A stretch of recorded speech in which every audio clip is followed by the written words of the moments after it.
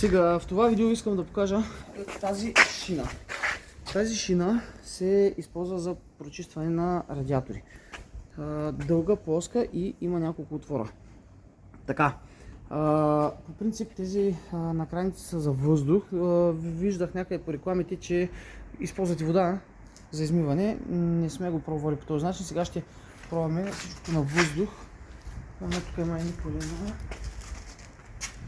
Значи продава се с коляно за чупащо коляно и кран.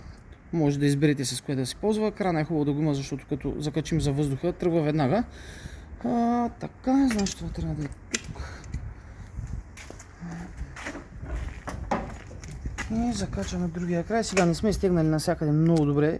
Има малко изтичане на въздух, но леко се чува. Така, значи целта на занятието е пускаме я зад радиатора, тук леко сме отделили решетката за вентилатора. Той е дифузор тук и пускаме алуминиум другата ми страна да снимам отпреди. Така, пускаме въздуха и тук трябва да се издуха силно радиатор.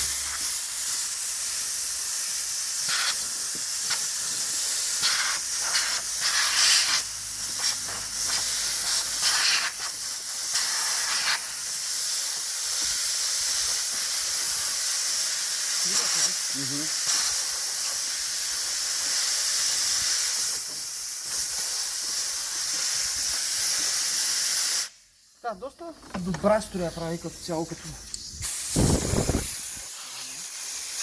Да, добра струя въздух прави.